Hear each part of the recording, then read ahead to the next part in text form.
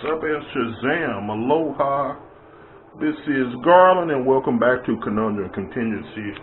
I heard myself the other day, but I wanted to tell you, even though that I didn't see that really coming, I want to put out that people that don't prep don't have a vision.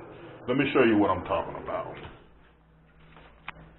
I mean, you never know what the future is going to hold, okay? I want to talk to you about a product, but first, okay. I came outside the other day, and somebody had thrown away a perfectly good pair of crutches, not knowing whether they'd hurt themselves again, or if they'd trip again, or getting beaten up again, or run over again, or, you know, however it happened. I mean, the world can be a cold, cruel place, and dangers everywhere. Now, when I went to the Veterans Hospital, I had to set the doctor straight. They kept telling me how it was going to go, and I wasn't trying to be arrogant or anything, but I had to let them know, hey, ibuprofen doesn't work for me. It didn't work for me in the early 90s when I was in the Navy. It's not going to work now. And then, after I had my one-day sleepover at the Veterans Hospital, they didn't want me to go, and as soon as the surgery was over, I checked out immediately. No recovery room. I didn't even wait for the medication and the antibiotics because I'm well stocked at home. You know, if I'm going to die over a catfish barb in my finger, I think I'd rather die at home with a beer in my hand and people around me that care instead of nurses that tell me that they're there for me and they won't even give me a damn drink of water. So much for being there for me. But this person should either donate these to a hospital, old folks home, or something like that. Now, this wrap that the VA gave me, they're going to mail me my meds anyway. They got some kind of stupid rule. They can't mail narcotics, so now I'm going to get stuck with the ibuprofen anyway, but I'm no longer really in pain. So I washed this thing, and I'm going to save it for a rainy day because it could always rain tomorrow. Basically what happened, I was done fishing, and I was seasoning the catfish that my friend caught, and then I pricked myself on the barb. I tried to be a he-man. I pulled the barb out, but I left half of it in there.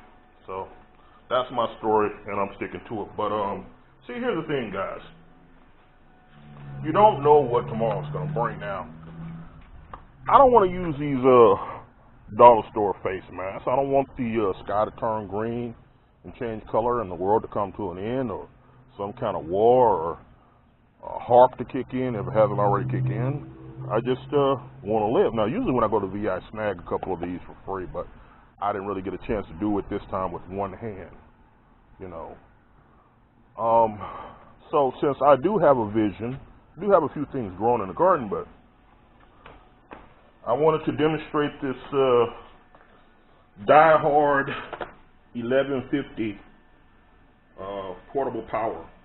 One of the coolest things about this device, other than the fact that it can jump start cars and get you out of a pickle, the only thing I really don't like about it is this stupid charging system. You need an extension cord just to charge it. Now, I don't think this thing's going to last for 58 hours or anything magical like that, but I really like the fact that you can't over-inflate stuff. It's got a compressor, and you just dial in what you want it to go to, and it will stop on 9 pounds, or 40 pounds, or 100 pounds, or whatever it is. So that's pretty cool. I kind of want to see what the capabilities are. I was going to deflate that football over there and show you that it'll stop on 8 pounds, but I'm not going to bother, because if it couldn't air up a 9-pound football or 11-pound basketball, it wouldn't be worth the starch anyway. But right now, I've got my cable, my internet, my laptop. I got everything plugged up except for that the PlayStation and the printer. And it looks like I got 65% left, and I think I've been on maybe 15 minutes. So like I said, I don't expect to get 58 hours or whatever this stuff says up here on top. You know, it's got the jump start charge compressor. It's got 2 outlets, and then it's got the DC cigarette outlets, which I've never used. So I think it was a pretty good investment because there could come a situation where, let's just say for things get rough and hazy outside and I don't want to use the generator, I could use this thing sparingly to get me out of a pickle, and I would have a little bit of power. Or say one of my little propane stoves ran out of propane. Or say there was another reason I wouldn't want to start a fire, and I could turn to this. I don't know how long this thing is really going to last. I'm probably not going to bother doing a part 2 on this, or just merging it. I'm probably just going to do my lead in, and that'll be the end of this. But I can say that I'm pretty pleased with the diehard 1150 portable platinum device. And like I said, I've aired up all the tires on my Mercedes are 40 pounds, and I aired up all the tires on my wife's car to 35 pounds. And this thing didn't miss a lick. It said it could take a really long time, but I guess that's just a conservative disclaimer on the box, because this thing was going up like every 15, 20 seconds. It was putting a pound of air in, so my tires were like 27 pounds. So it aired up relatively quickly, so I'm really pleased with it. And right now it's holding its own with my cable box, my router, and my laptop. And so I would just pick my poison. I would unplug some of these because it kept dying when I had everything over here plugged up, which is reasonable. I don't remember the wattage and all these. I was gonna get a little conversion chart and all that nonsense, but you guys get the gist of it. So maybe in the next video I'll tell you how long it lasted. I'm getting ready to go do some shopping, and before I do that, though, I want to tell you guys a little story, because when the shit hits the fan, a lot of people are going to be waiting on people to save them. Now, I mean, sometimes things are beyond your control. I mean, now, some of you may not believe in a higher power. You know, my opinion is a little bit biased. But I can tell you some stories where there was pretty much no way out. You know, like this one time I was in Montana, but you should make every effort, you know, to make it as easy to be saved, or put the work in so you can, you know, save yourself. You don't want to be riding around with 4 ball tires and no jack or something stupid like that. But anyway, I was driving dirty. I was heading to the Seattle area to be with my Navy buddy, hang out with him for a while and start over. And I had a car, bad plates on it, but it was a good running car that I had got from an auction. I fell asleep like 10 feet in front of a rest stop, and the cop woke me up, and they took me to jail after they let me use the bathroom. And he was getting ready to tow my car. I said, no, don't tow my car. I said, I'm going to get out tomorrow, and you know, I'll take it from there. So he made me sign the waiver, and they didn't tow my car. And then I went to jail, and I thought it was all good. And then the lady said, I asked the lady, I said, how many black folks live here in Boulder, Montana? And there was an old, bald trustee sweeping and mopping the cells. And he interrupted, and he said, ain't no soul brothers here in Boulder, Montana. So I slunk to the floor in despair because I knew I had picked the wrong town. So, by and by, I ended up spending my birthday in jail, and I told the chaplain and some of the other guys my problem. But before I talked to them, I called the bail bondsman. And bail hadn't been set yet. But the bail bondsman asked me, he said, do you have any collateral? Now, I had $170 in my pocket. And I had a 79 Toyota Corona or something like that. And I paid $325 for it. And it was filled to the brim with electronics and Sega and VCRs and radios and stereo, everything I own pretty much. And but I lied to the bail bondsman and I said no. So later on I talked to the chaplain and the other person, the classifier, and I told him, you know, would the chaplain, if the chaplain comes and asks for the keys, just, you know, give the keys to the chaplain and let the chaplain take the car to his house. So I found out my car had been moved, and I was relieved because that means it wasn't going to get towed by the city, you know, for being an eyesore.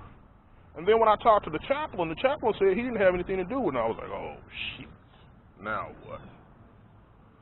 So it was kind of cold, and all my property was in my car.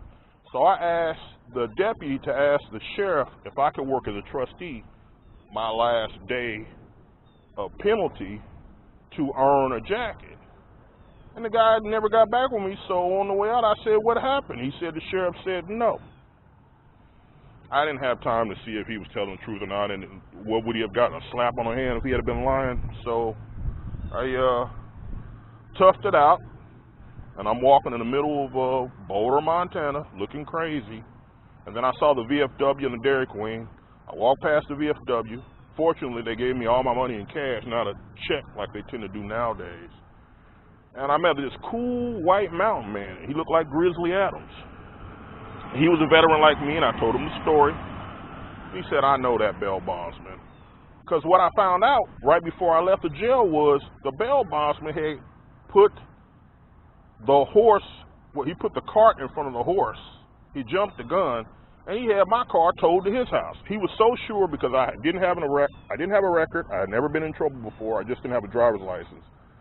So he thought I was going to use the car for bond, or I was going to give him all my money, and I didn't. I just did the 12 days in jail for driving while suspended and driving with no insurance. So he took me to we drove to the bail bondsman's house, and he had my car in his backyard by this alley. And I don't know how long it would have took me to find his car in the cold. It probably would have took me all day or till the next day. I don't know if maybe would I had to call a cab or something. You know, put my thumb out. I don't know how that would have worked out. Black men trying to hitch a ride in Boulder, Montana, but I'm glad that guy took pity on me. So we get to his house. Now, when the cops woke me up out of my sleep, I had about 3/4 of a tank, and there was nothing wrong with the car. When we got to the back of the bail bondsman's house, I was on a flat and I was on E. And the cops took my tag because I had the wrong tag. And I talked to the mountain man. He said, all your property's there, but he said, I don't think the bail bondsman stole your gas. He said, most likely what happened, the kids saw that Kansas State Wildcat on the front of the car, because I had the college football tag, and they siphoned out all your gas. He said, but I bet you the bail bondsman, he put your car on a flat. So he took me to the car quest, and the only thing the mountain man said he wanted for helping me was he wanted me to buy him a cup of coffee. I said, hey, you got that? No problem. So I bought coffee, got myself a soda and some chips, and then we went to car quest and we got some Fix-A-Flat. And that tire came right up, so I guess he just let the air out of it to make it harder for me to move, which was dirty as fuck. So I didn't bother trying to leave the bail bondsman any hate mail. Now, the guy did me another solid. He went into City Hall and he got me a 20-day temporary sticker for my tags so that I could drive legally. Now, he didn't put himself in a vulnerable position. He helped me, but he didn't hurt himself. You know what he did?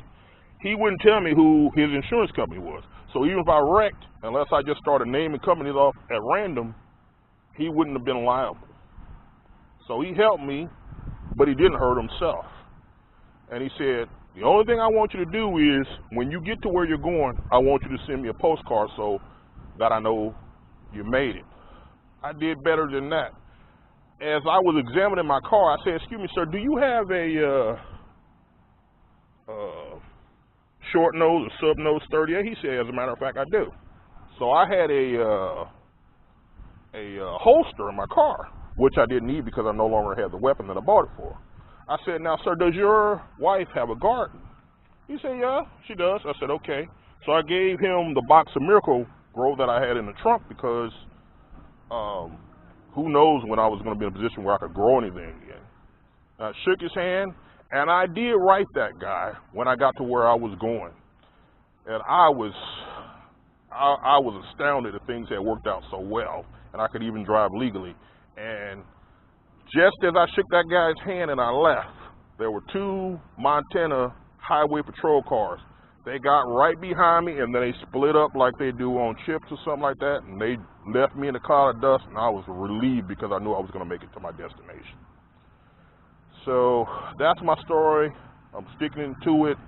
Hey, I'm glad that things worked out for people in the Carolinas, and the hurricane wasn't as bad as they thought it was going to be. A lot of people have been sweating the weather. Only thing you can do is prep and pray and do the best you can. And if you don't believe, well, be smart. I feel bad about the brother that got, I think it was in Texas, he got shot in his own home because the cops, this lady cop lived on the 4th floor and stopped on the 3rd floor and shot him when he wouldn't follow her commands.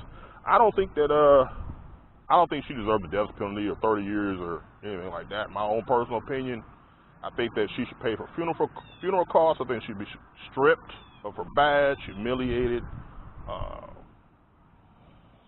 just put through the ringer, give her 2 years to think about what she did, and then take her bank account down to, I don't know, the last $300 and give that to the family of the person that she killed.